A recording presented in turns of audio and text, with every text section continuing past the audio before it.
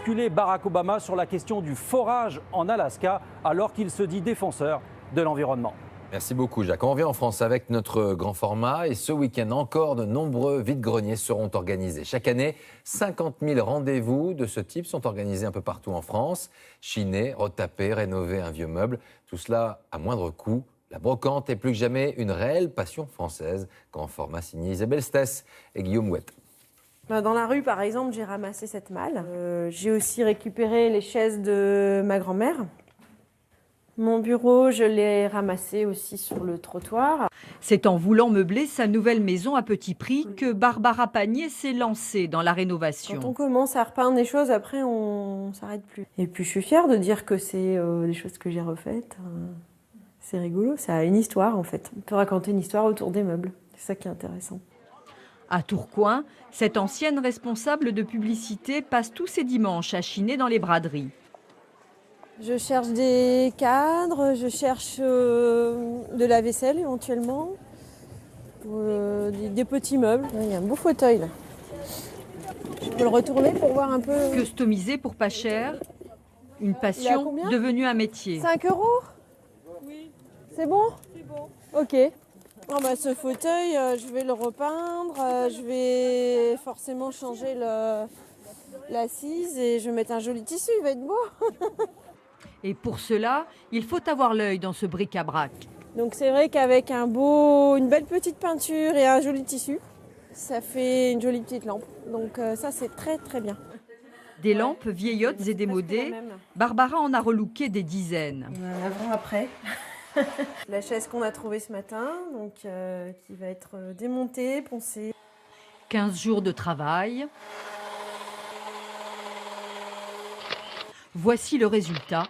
Mise en vente, 240 €. Des objets que Barbara expose à la vente dans son petit atelier ouvert récemment à Tourcoing. Et si l'affaire ne rapporte que quelques centaines d'euros par mois, ils sont de plus en plus nombreux à se lancer dans le relooking de meubles. C'est vrai qu'il est joli parce que il y a de la marqueterie. Ouais. Tout ce travail qui a été fait embellit justement le meuble ancien, lui redonne une seconde vie. Et puis, continue l'histoire de ce meuble, mais un peu plus moderne, quoi. Restaurer son mobilier est en vogue. À Paris, il y a un lieu dédié au faire soi-même, un atelier pour bricoleurs amateurs en manque d'espace. C'est un gros avantage de pouvoir laisser entre deux séances son siège à Paris, dans le métro ou dans les transports. C'est pas évident de se trimballer, c'est souvent des grosses pièces. Une nouvelle passion commune pour ce père et sa fille qui se sont mises à la restauration il y a un an. C'est un fauteuil de famille. Et qu'est-ce que vous aimez dans le fait de restaurer ce fauteuil? J'essaie de lui redonner une vie. Oui, puis le travail manuel aussi. Oui. Ils sont tous très demandeurs et très motivés. Et quand ils arrivent ici, je pense qu'après 3 heures de tapisserie, ils ont voyagé, ils se sont changés les idées, et ils ont progressé, ils ont fait quelque chose de leurs mains et ça les a vraiment satisfaits parce que c'est gratifiant de faire quelque chose de... Pour 8 € de l'heure, les outils et les conseils de professionnels sont à disposition. Il y a 2000 adhérents et le nombre progresse chaque année. Donc l'intérêt de venir ici, c'est aussi de pouvoir faire soi-même des petits objets sans que ce soit coûteux. C'est de jouer le principe récup jusqu'au bout en fait. À Tourcoing, le garage de Barbara est un peu sa malle au trésor. On est dans ce qui était mon garage, qui est devenu mon lieu de stockage. Voilà. Donc, comme vous pouvez le voir, moi, j'ai beaucoup de choses. Des meubles, pour la plupart récupérés sur le trottoir, des encombrants dont les habitants se débarrassent.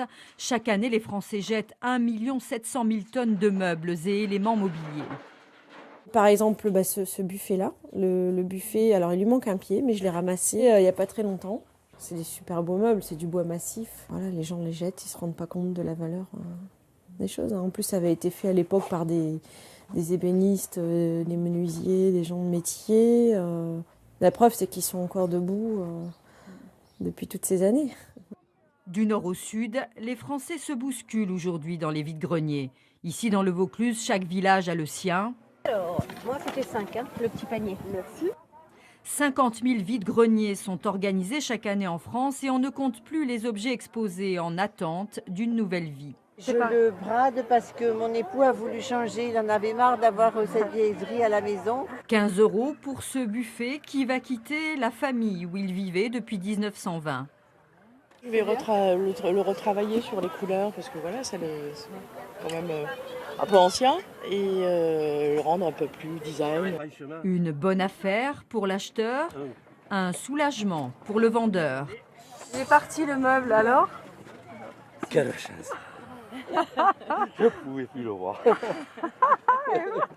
Et vous êtes ravis? Ah oui, je suis ravie. Et voilà. C'est extraordinaire. Voilà.